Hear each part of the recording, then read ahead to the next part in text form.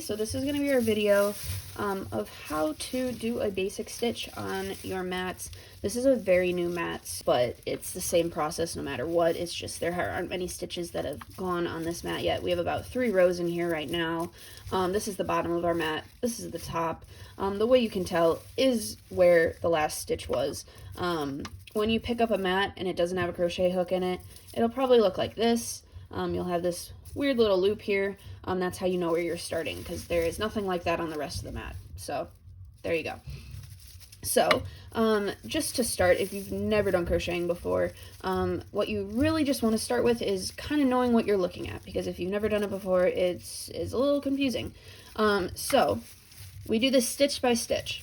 I like to first identify where does a stitch start, where does it end. So this is one stitch right here, this little loop. This is the next one. Next one. This mat is pretty consistent, so it's pretty easy to find them, but while you're starting or you're trying to pick up work that someone had finished and they're kind of new also, it might be really hard to identify where those stitches are. So you're gonna have to try your best, but once you get better and everyone else gets better, it should be, if everything's done right, it should be very obvious where those stitches are, but it might take a little bit for you to figure that out. So if you are a righty, you will always crochet from the right side of your mat to the left. You'll never have to then go from left to right again. You'll just flip the mat. So say I started here, I went all the way across to my mat, I'd end here, and I'd flip that back, and I'd start there and keep going. So that's how you would go. If you're a righty, obviously if you're a lefty, you're watching this flipped, and this is your left side, that's your right side. So you'll always go from your left to your right. So basically, just to start, we are in the middle of this row, so I've already done a few stitches. You'll learn how to start a new row in the next few videos, but for right now you just need to worry about how to do a stitch in general. So when a stitch is finished, you'll always have one loop around your hook. You want to notice like how loose this is. I can easily slide it across. I don't want it to be too loose, like this is way too loose. This would cause some issues when you are stitching, and this is like way too tight. Like it can kind of slide, but there's some issues. It's not all that smooth. So you want it to be about right here. You shouldn't really be able to fit a finger in there, but you should be able to slide it around. So that is one of the main things that beginners have issues with. When I started, I pulled really tight, and you might notice that yourself, because it just takes a while to get used to it. So while you're starting to learn, just make sure you pay attention to how tight you're going, and eventually you'll get a hang of it. It takes a little bit, but when we start our first stitch, this is how it should go. So this is where I just did my last stitch. So once we do this next one, this is what it'll end up looking like. But you can see this is a stitch we're gonna go into next, and this is the one that just finished. So what you're gonna do is I typically like to put my finger in here if it's not easy to just stick your hook right through, but just to identify that this is, I'm not skipping a stitch, this is our next one. You stick your hook through. So now it looks like you have 2 loops on your hook. So you have this is your last stitch, and this is the one you just put your hook through. So what you're gonna do is you're gonna have your yarn coming over the top.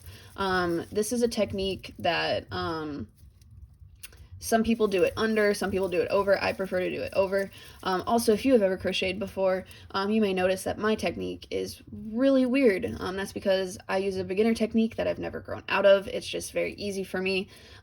So there might be a few things that you're like, what the heck is she doing? But either way, this will work if you're a beginner. It's honestly easier to do it this way, so do whatever works for you. So we have the yarn pulled across. We're gonna hold it like this. I have the yarn in my left hand. If you're lefty, you're right. And what you're gonna do is you're just gonna hook that loop that I just pulled across. I'm gonna hook it, and I'm gonna pull it through the one I just put it in. So this is the loop we just stuck our crochet hook in.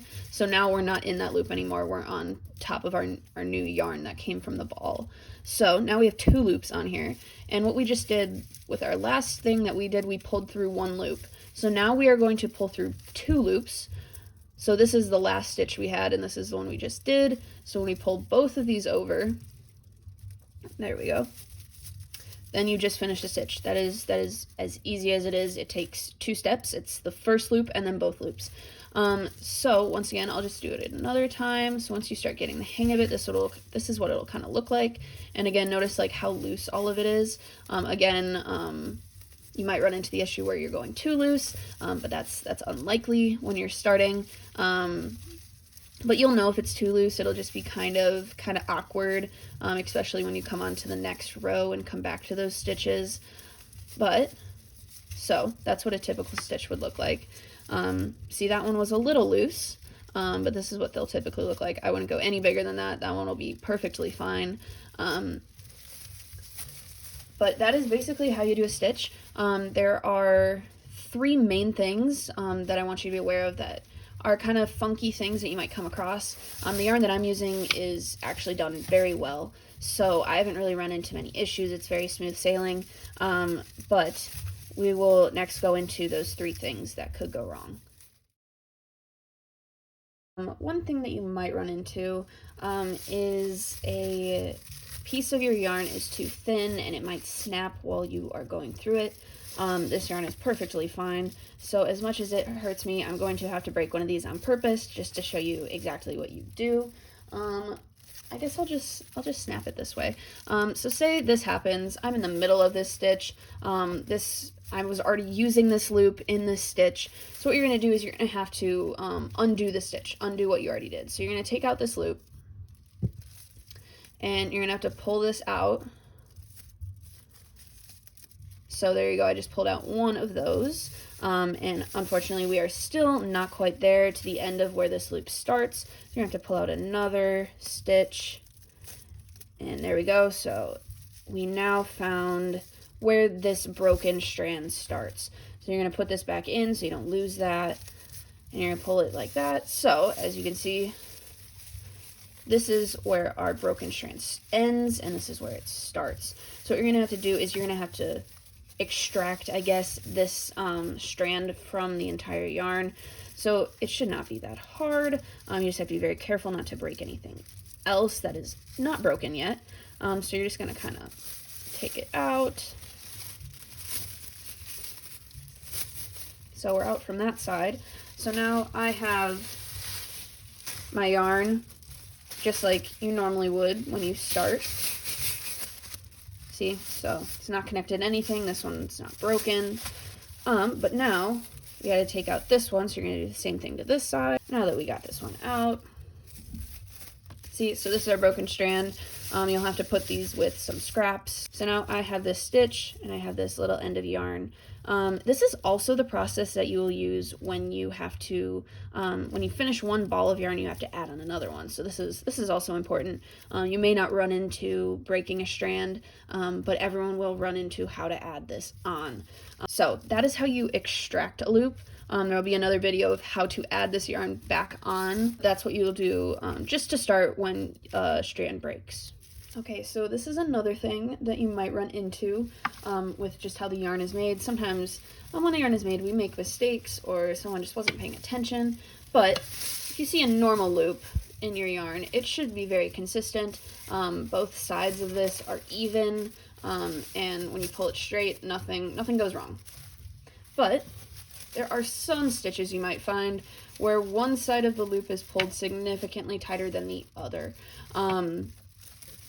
If this happens, ideally, all you would do is go out to the one closest to your ball of yarn, kind of loosen it a little, and then find where that point of evenness is and pull it over a little until you get to there, and then your loop is fine. But if for whatever reason that loop is pulled just too tight for you to fix, what you would do with that is you're just going to have to try your best to go through. But when you do it, I would pull it tight just like a normal loop would be when you're going, and you're going to end up with this little leftover piece right here.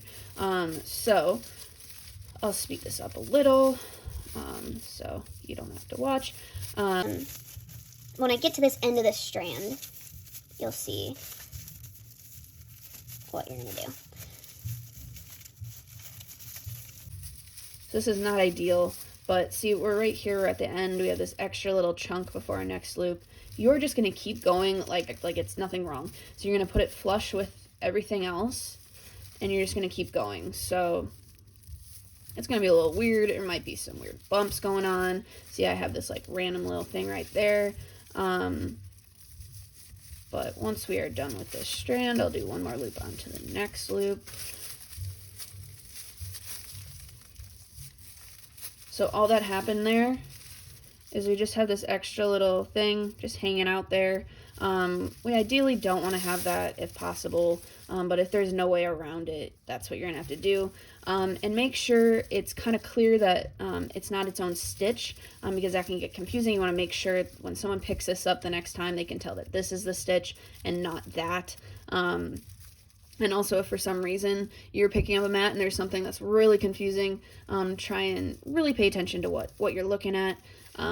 But ideally, we don't want to have those extra little things, but sometimes it happens. But that's what you would do if you come across it. So the last thing you might run into is a different thickness of bag. So in all the videos so far, we've seen bags like this that are very sturdy for the most part, and a lot thicker when you do it. Most of the stitches look like this, but you are going to run into these bags. These are the, if you've cut them, you've seen these before. They just end up a lot thinner because that's just how they work. So that ends up kind of changing how you're supposed to approach the stitch. It's going to be very tempting to make them smaller, and then it gets really tight, changes the thickness of that row. So we're just going to do a few stitches. You're going to see when this changes. This one just happens to perfectly change as I finish this stitch. Sometimes that doesn't happen. You might be in the middle of a stitch when you get to this kind of a bag. But what you're going to do is you're just going like normal.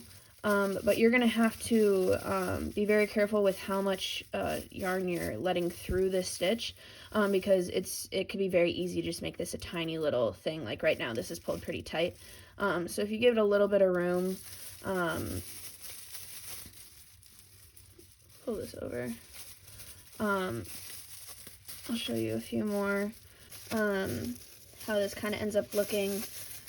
This one is actually a little thicker than most of these end up being, but you'll see. More.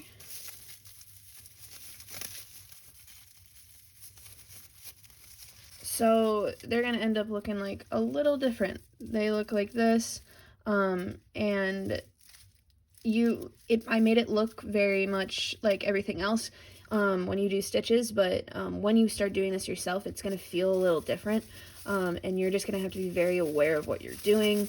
Make sure everything's loose. You just have to be even more careful that everything's loose, and that you guide everything in the right direction. So now I'm back to a normal bag. Not normal, just the ones that are more common. And this will be, when you come back to the next row, this will be easier to stretch than some of these other bags. So you're also going to just have to be aware of that. So basically, if you come across one of these thinner, lighter bags, you're just going to be very careful about how big they are when you do your stitches, and how much they stretch.